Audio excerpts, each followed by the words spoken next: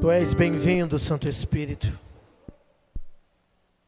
Espírito Santo, Espírito da verdade,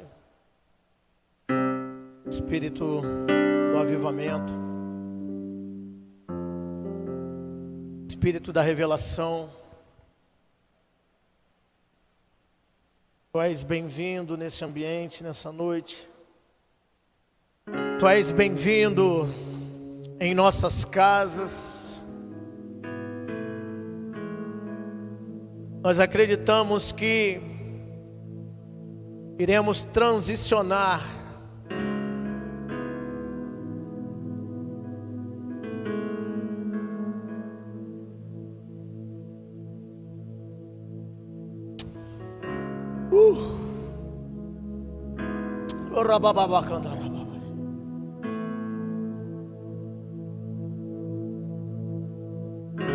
Eu estava em casa hoje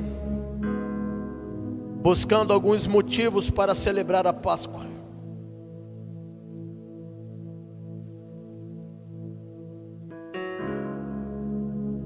As pessoas têm confundido, com certeza, a verdadeira essência da Páscoa.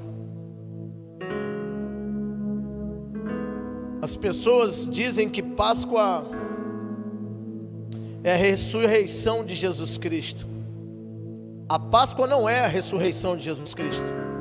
A ressurreição de Jesus Cristo veio evidenciar a Páscoa. Páscoa é uma palavra que significa passagem. Desde o Velho Testamento, quando Deus deu uma instrução para que o cordeiro fosse imolado e o sangue do cordeiro fosse aspergido ou passado nos umbrais da porta, quando Deus já estava preparando a retirada do povo de Israel do cativeiro do Egito para o lugar aonde Ele os havia prometido. Páscoa, na verdade, celebra a libertação do povo. Páscoa significa o término do cativeiro e o início de um novo ciclo. E eu levei 45 anos da minha vida para entender o porquê do coelhinho da Páscoa. Porque na Páscoa entregam-se ovos de chocolate como maneira de agradar, mas coelho não bota ovo. Parada dessa. Coelhinho da Páscoa que vem entregar ovo. No contexto histórico, nos séculos passados, uma maneira que aquele povo encontrou de celebrar a libertação do cativeiro do qual estavam vivendo era cozinhar ovos de galinha, colori-los e dava de presente. O que era entregue de presente nos séculos passados eram ovos de galinhas cozidos e coloridos. Alguém teve essa ideia? Só que no século XVIII os franceses resolveram maximizar isso aí. Por quê? Porque se tem uma iguaria que os franceses sempre gostaram, era o chocolate. Então eles pensaram assim, por que não maximizar? E ao invés de ovo cozido, vamos dar ovos de chocolate. E daí surgiu os ovos de chocolate. Se você não sabia, então eu estou nessa noite compartilhando com você o que eu também aprendi depois de alguns anos. Embora eu sempre diga que assim como não existe Papai Noel, também não existe coelhinho da Páscoa. Mas então por que que o coelhinho é o símbolo da Páscoa? Porque no Egito, no século antigo, o coelho era o animal que representava a fertilidade.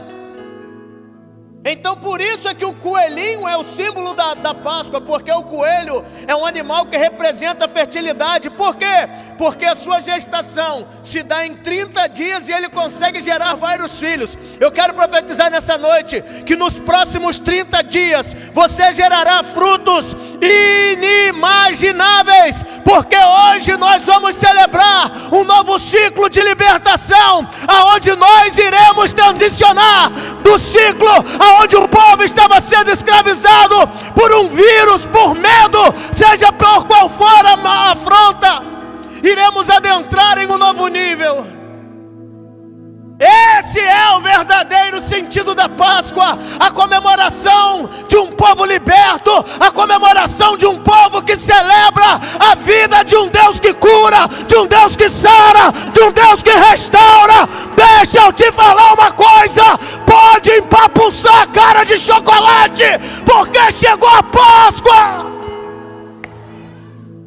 Rabacandorori, arabacanderai. A Páscoa é a libertação. Eu fiquei pensando, meu Deus, o povo está celebrando a Páscoa, a ressurreição de Jesus. Algo que a gente está falando todos os dias. Mas que motivo nós temos, na verdade, para celebrar a Páscoa se a nossa geração está escravizada a um vírus? Eu quero saber que Páscoa que você está comemorando, se você está amordaçado por máscaras, se você não pode nem sequer cultuar. A que Páscoa você está celebrando, se uma liminar judicial é o que nos traz aqui nessa noite? Que Páscoa é essa? Mas eu quero profetizar que hoje, 4 de abril de 2021, será um novo ciclo para a nossa geração. Assim como foi para aquela geração do Velho Testamento, assim como foi na geração de Jesus Cristo, daqueles discípulos, hoje eu profetizo um novo nível de Páscoa para a minha vida e para a sua vida. Nunca mais, a partir de hoje, seremos atormentados da maneira que temos sido. Por quê? Porque o Cordeiro, Ele vive e habita entre nós. A Páscoa não é porque Ele ressuscitou, não. A Páscoa para nós hoje é sinônimo de que Ele habita em nós.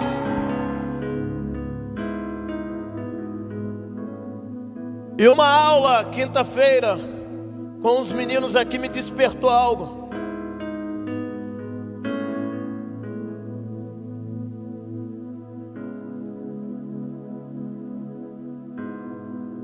Porque nós temos falado muito sobre identidade. Identidade é aquilo que comprova que somos quem dizemos ser. A identidade é aquilo que atesta a nossa existência. A identidade é o conjunto de características que possuímos. E eu te pergunto, se Páscoa significa libertação ou passagem do cativeiro para um âmbito de vitória, um âmbito de conquista, o que eu e você estamos comemorando hoje? Torno a perguntar para que você reflita. Quais são as conquistas que nós temos obtido desde o ano passado, 2019? Não, 2020, até o dia de hoje, se a nossa liberdade está sendo totalmente tolhida. Mas vamos lá. Tenho falado aqui que Deus está permitindo que o nosso caráter seja moldado, que a nossa identidade seja verdadeiramente revelada. E as pessoas comemoram a Páscoa como a ressurreição de Jesus, mas aí eu te pergunto, o que levou então à existência da Páscoa? Porque hoje nós comemoramos algo que foi conquistado há milênios atrás, mas alguém teve que morrer para que eu e você hoje pudéssemos nos alegrar e dizermos que somos livres. Essa liberdade tem um preço. É de graça para mim e para você, mas alguém pagou por ela. E o que temos nós feito para valorizar aquilo que temos recebido? Para nós entendermos o verdadeiro sentido eu ia falar do Natal, da Páscoa, é necessário que você lembre um pouquinho que lá no jardim do Éden, um homem chamado Adão trocou a bênção da obediência pela maldição da rebeldia. E agora, necessário foi que um outro homem chamado Jesus Cristo de Nazaré viesse, Caleb, a entregar-se por nós, Só que a primeira Páscoa a ser celebrada, a primeira passagem, foi quando Deus prometeu que tiraria o seu povo da opressão do Egito. Eles celebraram, se alegraram. Só que posteriormente o povo caiu no erro, caiu no pecado. Afundaram-se numa prostituição cultural, numa prostituição espiritual. A ponto de no livro de Ezequiel, Deus falar com a igreja: ei, antes vocês fossem como uma prostituta, mas vocês preferiram agir como uma mulher adúltera. Gente, é uma palavra pesada, não é o que nós vamos pregar, mas entenda aonde foi que tudo isso começou. Por quê? Porque a nação escolhida, o povo santo, havia sido liberto do cativeiro, da opressão do Egito, e agora eles começaram a prostituir-se novamente. Só que a Bíblia diz que chegou um momento em Ezequiel, aonde o próprio Deus falou assim: ah, minha noiva, antes vocês tivessem se mantido como a prostituta, mas vocês preferiram agir como uma mulher adúltera. E há uma diferença muito grande entre uma prostituta e uma adúltera. Por quê? Porque a prostituta é caracterizada por alguém que negocia aquilo que acredita ser seu em busca de benefício próprio. Só que a adúltera, ao contrário da prostituta, ela entrega aquilo que recebe. Ou seja, a prostituta cobra pelo que faz, agora a adúltera faz questão de dar aquilo que recebeu. O que Deus estava dizendo é o seguinte: olha, eu tirei vocês da escravidão do Egito, mudei as vestes de vocês, coloquei um novo cântico, trouxe vocês para uma nova atmosfera, e tudo aquilo que eu entreguei nas mãos de vocês, vocês estão negociando em busca de outros amores. É necessário que algo aconteça. E aí eu fico imaginando que do relacionamento de Deus para com a nação de Israel nasce Jesus Cristo, o libertador. E a única maneira de se pagar o preço por uma prostituta era derramando no vaso da prostituta a essência. Eu já contei esse contexto histórico aqui. Quando as prostitutas, elas conduziam um vaso e um homem apaixonava-se por ela, a maneira daquele homem comprar aquela mulher e ela deixar de ser prostituta e transformar-se em noiva, era simplesmente ele colocando a essência, o azeite que ele possuía no vaso que ela carregava. E aonde eu fico imaginando Jesus falando assim: não, pai, pode ficar tranquilo, essa aí que as pessoas consideram prostituta, a partir de agora será minha noiva, porque toda a essência que eu carrego em mim, eu derramarei sobre eles. É por isso que a Bíblia diz que nós somos tesouros guardados em vaso de barro, porque aquilo que habita em você é precioso. Agora a Bíblia diz, Pedrinho, que Jesus vai à cruz, entrega-se, e não somente algumas gotas de sangue correram do seu corpo, mas ele entregou tudo, porque uma vez eu já falei aqui na igreja, o que Jesus teve foi uma hematidrose, um abalo emocional intenso, mas uma dor sobrenatural, física, e um medo inimaginável. Isso fez com que as artérias se dilatassem, se rompessem, e o sangue se misturou com as glândulas sudoríparas, e por isso Jesus suou sangue. Por quê? Porque lá no princípio, quando o primeiro Adão entregou nas mãos do diabo aquilo que havia recebido, a Bíblia diz que no exato momento Deus fala assim: olha, a partir desse momento, maldita é a terra por sua causa, do fruto do seu suor você vai se alimentar, porém a terra produzirá cardos e espinhos. Então eu consegui entender, é apenas uma introdução para você visualizar a Páscoa. Então agora eu consegui entender o porquê Jesus soa sangue e o sangue de Jesus cai ao chão. Porque se o suor do primeiro homem tipificou a maldição, o suor do segundo viria cancelando a maldição que havia sido liberada. Mas interessante é que naquele momento os soldados, olhando para Jesus na cruz, pastor Raul, viram que a atmosfera mudou. E para confirmar o que o livro de Isaías disse, que nenhum dos seus ossos seriam quebrados, eles tinham por hábito quebrar os joelhos do homem que estava sendo crucificado. Por quê? Porque ao quebrar o joelho, o corpo tenderia para frente, o diafragma seria comprimido e aquela pessoa morreria por asfixia pulmonar. Só que quando eles foram ver, Jesus já estava morto, para confirmar o que a Bíblia diz, que nenhum dos seus ossos seriam quebrados. Então o que eles fizeram? Perfuraram o lado de Jesus. A única coisa que saiu foi sangue e água. Por quê? Porque a água purifica, mas o sangue liberta e apaga toda a multidão de pecado e maldição. Mas interessante é que ali agora inicia-se um novo nível de Páscoa, porque a primeira Páscoa veio liberando o povo escolhido da opressão de uma nação chamada Egito. E agora a Páscoa que estava sendo celebrada, inaugurada naquela sexta-feira, transicionando para o sábado e o domingo, era a libertação de um cativeiro espiritual. Era onde o meu Jesus, o seu Jesus, estava quebrando as cadeias das maldições e dizendo assim: ei, é chegado um novo tempo, e todos aqueles ao qual são considerados prostitutas agora têm o direito de ser chamada noiva do Cordeiro, porque eu estou iniciando um novo nível, uma nova unção, uma nova essência, um novo ciclo. Ele ressuscitou, sim, beleza, mas a Páscoa não se resume a isso. Ele está vivo, beleza, mas e daí? Pedrinho, João capítulo 14.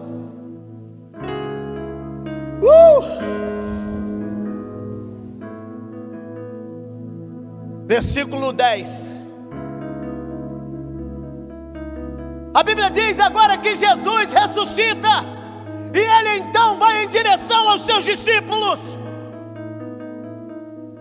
A Bíblia diz que foram 40 dias Jesus falando com os discípulos.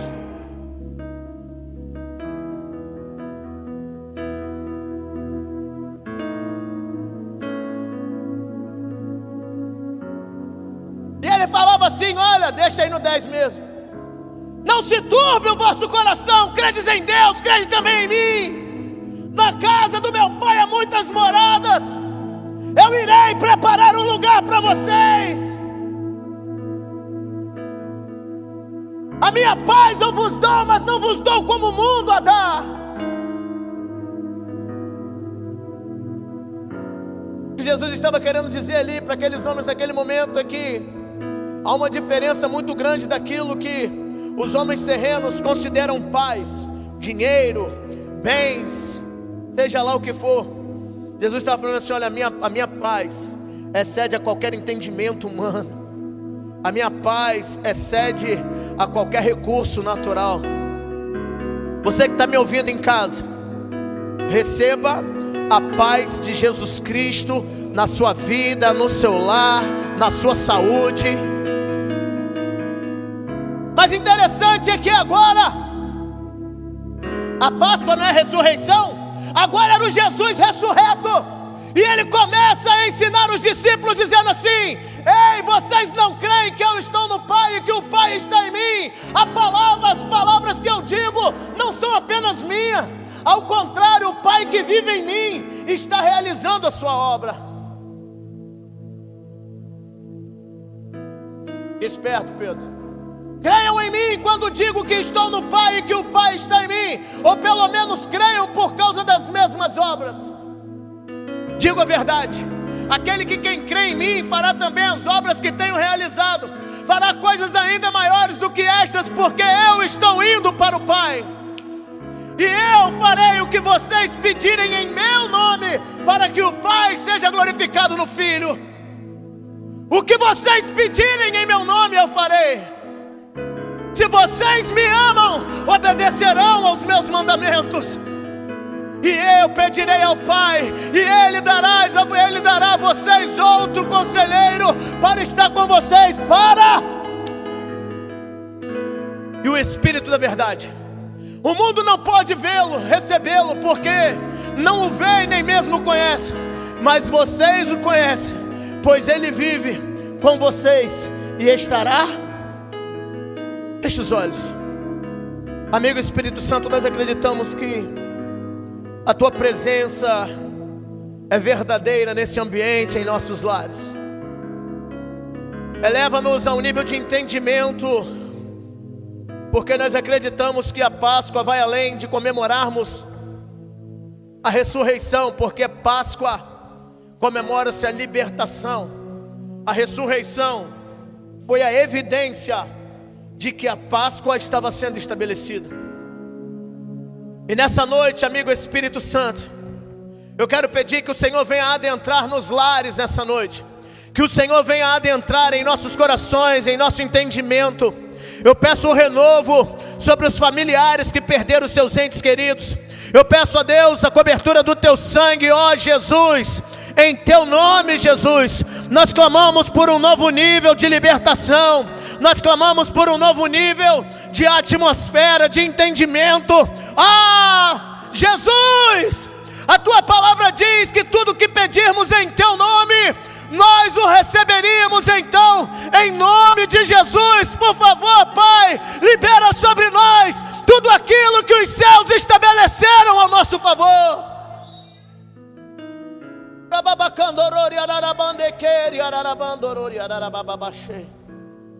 E assim eu oro, agradecido, em nome de Jesus. Presta bem atenção. Jesus foi à cruz, entregou-se. Nós celebramos a morte e a ressurreição de maneira errada, porque nós sempre falamos que Jesus nos levaria aos céus. E desde sempre Jesus está pregando o reino. Desde sempre Jesus está dizendo: arrependam-se, porque é chegado o reino. Apocalipse capítulo 5, versículo 9 e 10.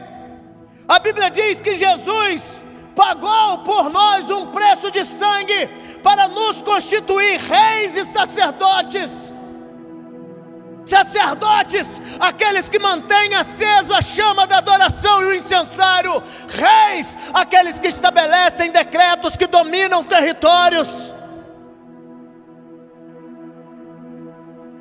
Beleza, estamos comemorando a Páscoa apenas como sacerdotes, porque apenas mantemos a adoração, ou tentamos manter, porque territórios já não conquistamos há muito tempo. Estamos no cativeiro chamado Covid-19, no cativeiro da falta de emprego, no cativeiro do medo do que vai acontecer amanhã. Ei, querido, que Páscoa mesmo estamos celebrando? Agora a Bíblia diz que Jesus ressuscita e Ele vai até os seus discípulos. 1 Coríntios capítulo 15, se eu não me engano, versículo 6. A Bíblia diz que Jesus, quando ele começa a falar, ele começa a falar para uma cerca de 500 ou mais pessoas, é isso mesmo? Aí, ó, depois disso apareceu a mais de 500 irmãos de uma só vez, das quais ainda vivem, embora alguns já tenham dormido. Jesus aparece para mais de 500 pessoas. Pode voltar lá, Pedrinho, no 14, e ele fala assim: gente, vai acontecer algo sobrenatural, mas para evidenciar a Páscoa é necessário que eu volte para o meu Pai. E aí Jesus fala assim: ei, você crê que eu estou no Pai, que o Pai está em mim? Olha isso, ei servos, a Bíblia diz que agora Jesus fala assim: vocês não acreditam, eu estou no Pai, o Pai está em mim. Se vocês não acreditarem naquilo que eu estou falando, pelo menos acreditem nas obras que vocês veem.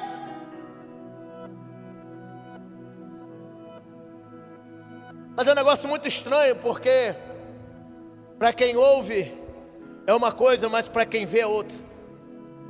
Quando Jesus diz assim: vocês creem que eu estou no Pai, o Pai está em mim. Desde o princípio de todas as coisas, da criação do universo, a Bíblia diz que Deus cria os céus e a terra. O Deus, Trindade, Pai, Filho e Espírito Santo. Primeira pessoa o Pai, a segunda pessoa o Filho, terceira pessoa o Espírito Santo. No segundo versículo, a terra estava sem forma, vazia, as trevas cobriam a face do abismo, mas o Espírito de Deus pairava sobre a face das águas. Se nós analisarmos a Trindade, o Pai, o Filho e o Espírito Santo, Pai, Filho e Espírito Santo, no capítulo 1 do livro de Gênesis, versículo 1, os três, a trindade, criam todas as coisas. Mas agora no versículo 2, a terceira pessoa da trindade é a primeira a ser citada como alguém que está executando algo. A Bíblia diz que o Espírito Santo de Deus se movia. O livro de Coríntios, se eu não me engano, 2 Coríntios, eu acho, capítulo 2 Coríntios, capítulo, eu não lembro se é 13, se é 7, eu vou lembrar, mas eu falo. Diz assim: o Senhor é o Espírito, e aonde o Espírito do Senhor está, ali é liberdade. Quando a Bíblia se refere, o Senhor é o Espírito, a Bíblia está falando assim: olha, a suprema autoridade é o Espírito Santo de Deus. E aonde o Espírito Santo de Deus está, ali há domínio, governo. Então a Bíblia agora mostra para mim e para você que o Espírito Santo é como se fosse, eu expliquei isso aos meninos na quinta-feira. Eu estava orando em casa e eu senti no meu coração um desejo muito grande de falar sobre conquista, sobre Davi, mas na verdade não era nada disso. É 2 Coríntios 3, versículo 17, Pedrinho, 2 Coríntios 3, 17. Mas Deus falou assim: não, Enéas, eu quero que você fale para eles qual é o verdadeiro sentido da Páscoa. Olha isso, Caleb. Agora a Bíblia diz que o Espírito Santo está preparando todas as coisas. E não tem como nós celebrarmos a Páscoa se de fato nós não soubermos a quem adoramos. Não tem como celebrarmos a Páscoa se não entendermos que o Espírito Santo de Deus vai além de uma fumaça, vai além de uma essência, vai além de uma Shekinah. A Bíblia diz que o Espírito Santo de Deus é o Senhor, ou seja, é a suprema autoridade. Presta bem atenção, quando Jesus diz assim: vocês creem que eu estou no Pai e o Pai está em mim?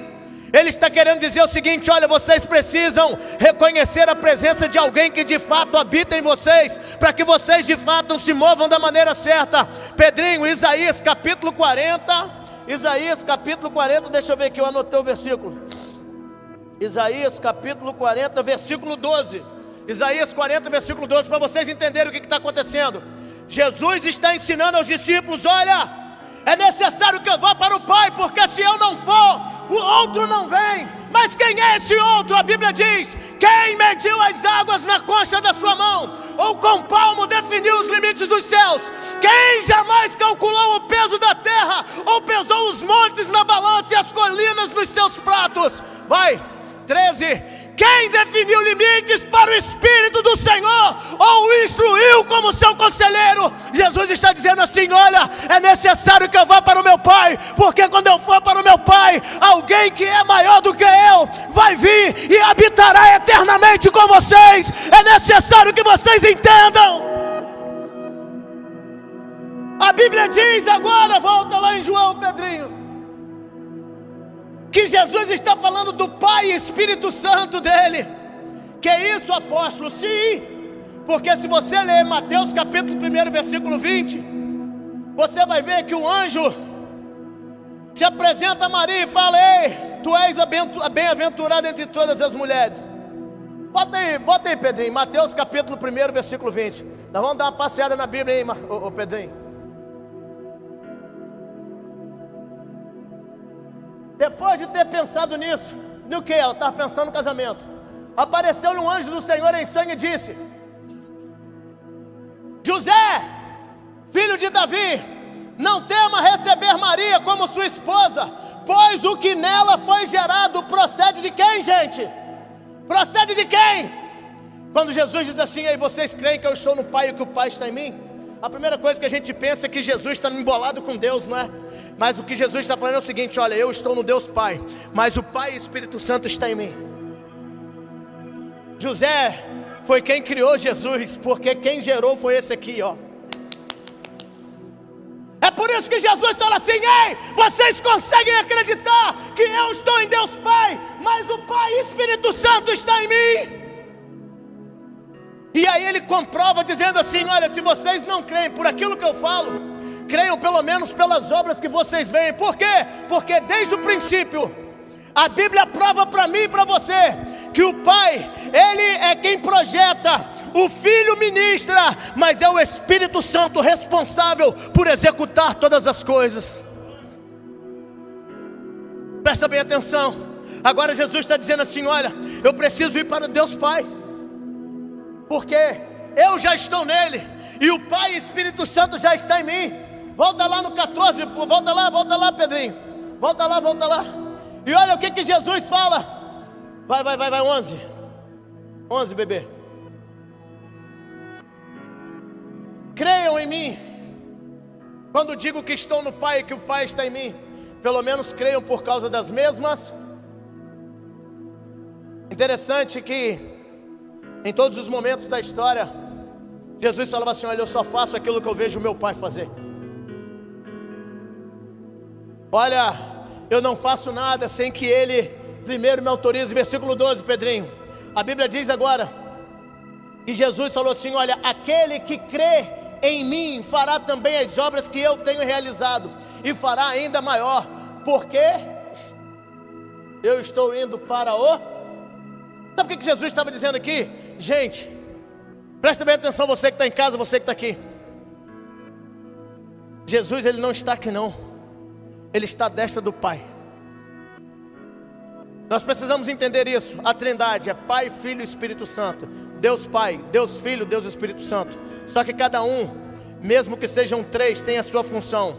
O amor do Pai, a graça do Filho e a comunhão do Espírito.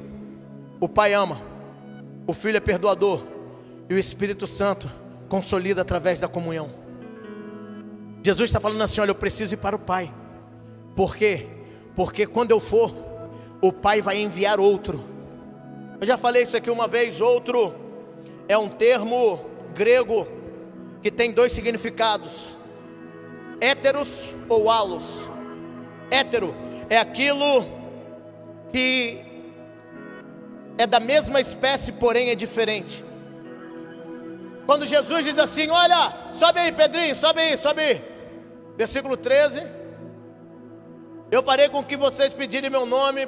Vai, versículo 14. Vai. Pronto, aqui. Eu pedirei ao Pai e Ele dará a vocês outro. Outro é da mesma espécie. Só que outro pode ser definido como héteros ou halos. Héteros é aquilo que é da mesma espécie, porém é diferente. Dá um exemplo, eu dou. O apóstolo Enéas está com sede. Dê água para ele. Mas o apóstolo Enéas continua com sede. Não temos mais água. O que nós temos? Temos suco. Então dá suco. O apóstolo Enéas teve sede. Deram um líquido a ele. O primeiro líquido foi água, mas depois eles deram outro líquido. E que líquido foi? Suco. É outro, porém é diferente. Jesus estava dizendo assim: olha, eu pedirei ao Pai e Ele dará outro, mas que outro é esse, halos? Alguém que tem o mesmo poder, alguém que tem a mesma essência, alguém que tem a mesma característica. Ou seja, o apóstolo Enéas está com sede, vamos dar água para ele. Ele continua com sede, vamos dar outro copo d'água. Quando Jesus fala que era necessário que ele fosse para o Pai, para que o Pai liberasse o outro a quem ele se referia, era o Espírito Santo. E ele falava assim: só que tem um porém, esse aí vai estar com vocês para sempre. Você precisa entender, por mais que eu e você hoje comemoremos a ressurreição de Jesus Cristo, Ele não está nesse plano terreno. Ele está sentado à destra do Pai, no trono, esperando a hora de vir buscar a sua noiva, esperando a hora de estabelecer o teu reino e o domínio aqui nessa terra. Apóstolo, então eu estou sozinho? Não! Sobe, Pedrinho. O Espírito da verdade. Por que nós celebramos a Páscoa?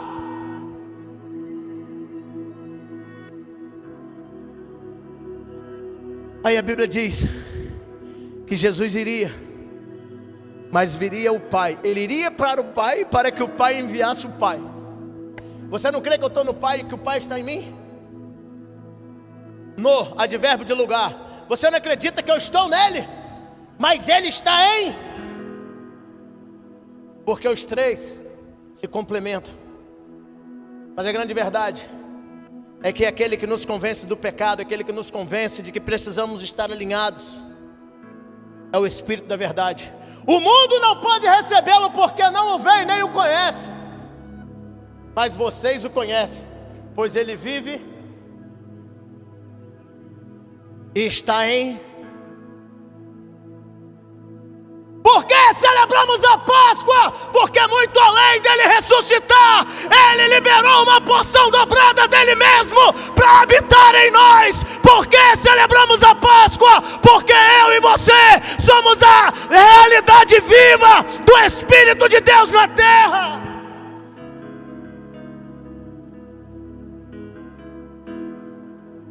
Agora a Bíblia vem dizer para mim e para vocês. Sobe aí, Pedrinho. Não, o quê? Não os deixarei órfãos, voltarei para vocês. Mas isso é num plano futuro. Eu acredito que a hora está chegando. Eu acredito que está muito próximo. E eu vejo muita gente dizer assim: é porque Jesus está aqui no nosso meio. Não. Não. Quem está aqui é o Espírito Santo. E a Bíblia nos dá esse respaldo. Jesus, quando ele ressuscitou, Atos capítulo 1, Pedrinho, Atos capítulo 1, Atos capítulo 1, Atos 1, versículo 9.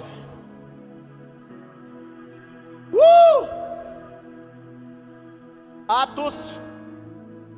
Tendo dito isto, foi levado às alturas, enquanto eles olhavam em uma nuvem, o encobriu da vista deles.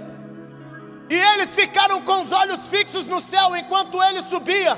De repente surgiram diante deles 2 homens vestidos de branco, que lhes disseram: Galileus, por que vocês estão olhando para o céu?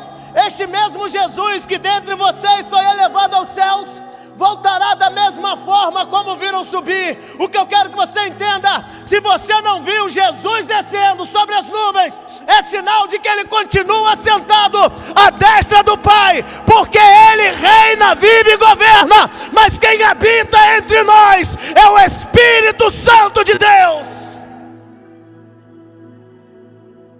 Os galileus que viviam com Jesus não entenderam nada, ficaram olhando para cima. E agora Jesus, e agora? Só que Jesus havia dito: ei, eu vou para o Pai. Você não acredita que eu estou no Pai e que o Pai está em mim? E eu estou em vocês? Como assim? Jesus estava conectado ao Pai. O Espírito Santo estava conectado em Jesus. E Jesus conectado a nós através do Espírito Santo. É por isso que ele diz assim: vocês não creem que eu estou no Pai? O Pai está em mim, eu em vocês e vocês em mim. Ou seja, Jesus conectado em Deus, o Espírito Santo conectado em Jesus, Jesus conectado a nós através do mesmo Espírito. Você quer uma razão concreta para celebrar a Páscoa? Ele habita em você. Qual foi a maior missão de Jesus aqui na terra? Embora ele tenha curado, ressuscitado, levantado uma série de coisas, o principal motivo dele ter vindo aqui foi redimir a humanidade, ou seja, foi recuperar aquilo que havia sido roubado. Por isso ele veio em forma de homem, para mostrar para mim e para você que não existe nada debaixo desse céu, que eu e você, quando entendermos a realidade para a qual estamos aqui, não venhamos a choramingar, não venhamos a querer abandonar, porque ele está dizendo assim: olha, tudo que você está passando, eu passei ainda mais. E ele está dizendo assim: o que eu fiz, você tem poder, você tem autoridade. Chegou a hora de celebrar uma Páscoa de verdade. Por quê? Porque o poder, o domínio, a autoridade, a unção nos foi concedida por aquele que veio aqui inaugurar a Páscoa.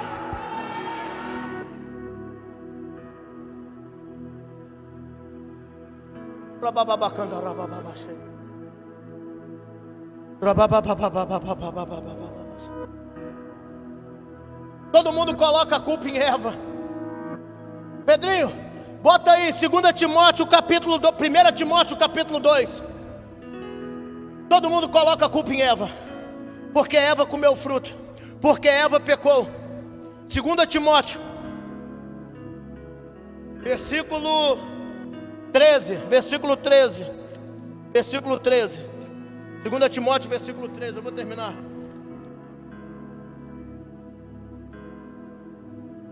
É 1 Timóteo, filho, primeiro, me perdoe. 1 Timóteo, capítulo 2, versículo 13.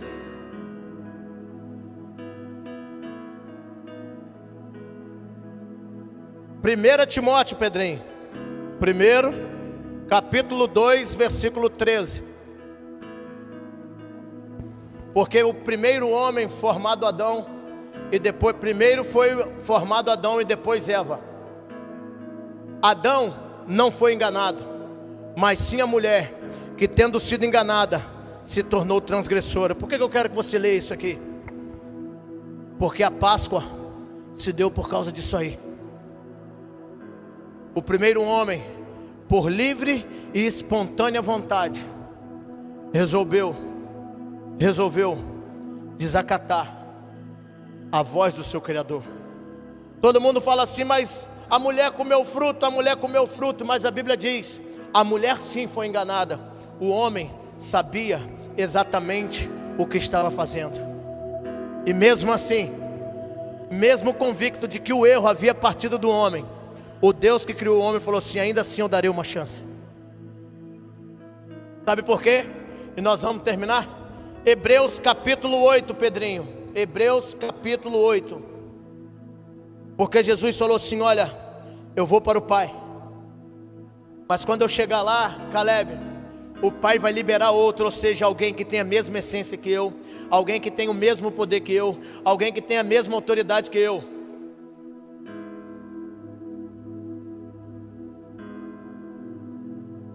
E olha o que diz o livro de Hebreus. O mais importante do que estamos tratando é que temos um sumo sacerdote como esse, o qual se assentou à direita do trono da majestade nos céus, e serve no santuário, no verdadeiro tabernáculo que o Senhor erigiu, e não o homem. Todo sumo sacerdote é constituído para apresentar ofertas e sacrifício. Por isso, era necessário também que este tivesse algo a oferecer. Se ele estivesse na terra, nem seria sumo sacerdote, visto que já existem aqueles que apresentam as ofertas prescritas pela lei. Se eles servem no santuário, que é a cópia e sombra daquele que está nos céus, já que Moisés foi avisado, quando estava para construir o tabernáculo, tenha o cuidado de fazer tudo segundo o modelo que lhe foi mostrado no monte. Agora, porém, o ministério que Jesus recebeu é superior ao deles, assim como também a aliança da qual ele é mediador é superior à antiga, sendo baseada em promessas superiores. Vai, Pedrinho. Pois se aquela primeira aliança fosse perfeita, não seria necessário procurar lugar para outra. Deus, porém, achou o povo em falta e disse: estão chegando os dias, declara o Senhor, quando farei uma nova aliança com a comunidade de Israel e com a comunidade de Judá. Não será como a aliança que fiz com os seus antepassados, quando os tomei pela mão para tirá-los do Egito, visto que eles não permaneceram fiéis à minha aliança. Eu me afastei deles, diz o Senhor. Esta é a aliança que farei com a comunidade de Israel depois daqueles dias, declara o Senhor. Porei as minhas leis em sua mente e as escreverei em seu coração. Serei o seu Deus e eles serão o meu povo. 11. Ninguém mais ensinará o seu próximo nem o seu irmão, dizendo: conheça o Senhor, porque todos eles me conhecerão, desde o menor até o maior. Porque eu lhes perdoarei a maldade e não me lembrarei mais dos seus pecados.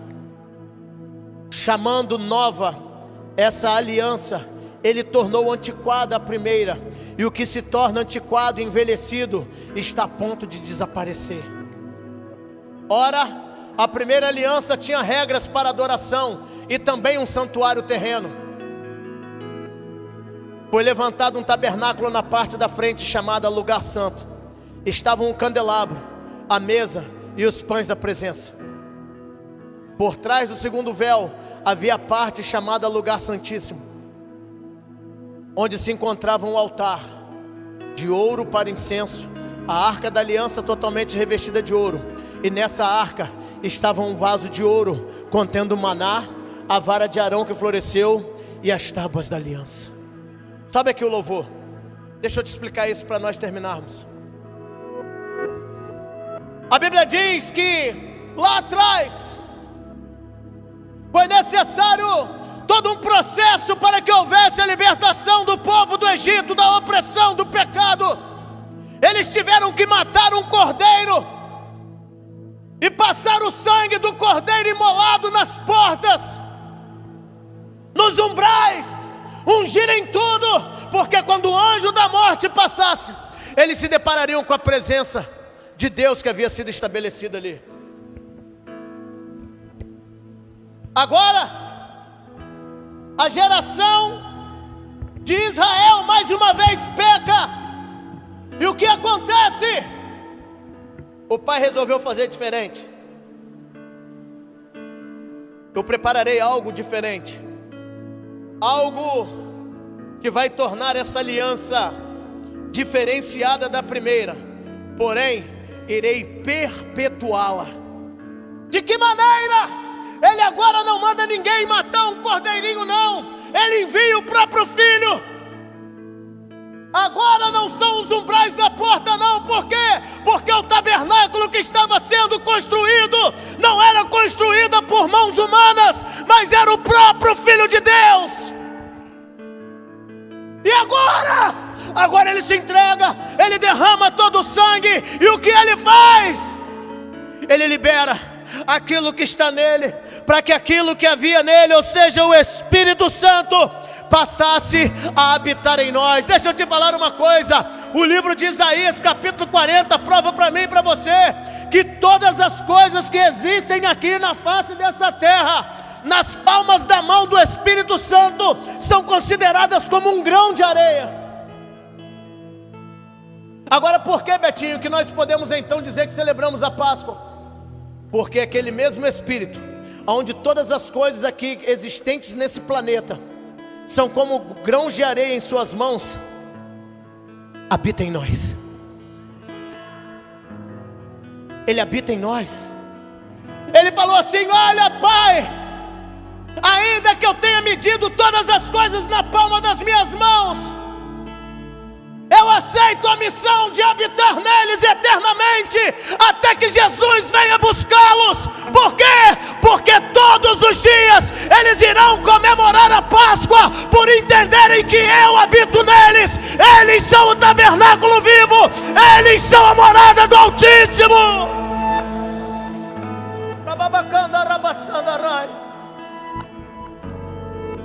E aqui no livro de Hebreus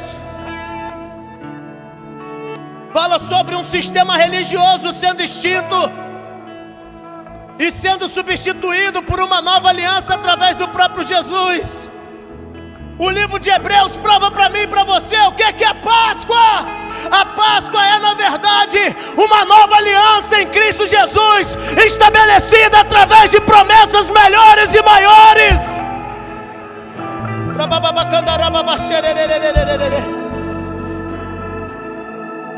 O que é Páscoa? A Páscoa é o sacrifício vivo, aonde o sumo sacerdote fez um sacrifício definitivo e disse assim: a partir de hoje não serão em templos erguidos por homens, mas será dentro do próprio homem que eu manterei acesa a chama do meu Espírito.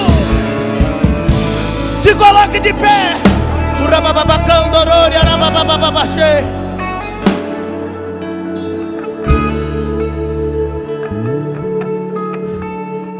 E aí o Espírito Santo de Deus falou para mim hoje à tarde: Enéas, você sabe por que você pode comemorar a Páscoa?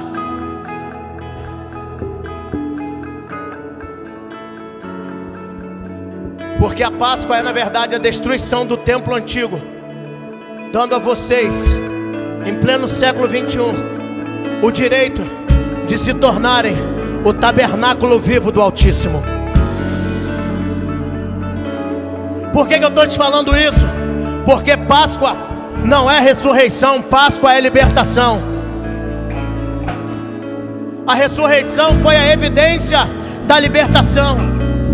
Só que interessante que Jesus não somente veio, Rodrigo, se entregou, morreu, mas também liberou parte de tudo aquilo que há nele para habitar em mim e em você. Para quê?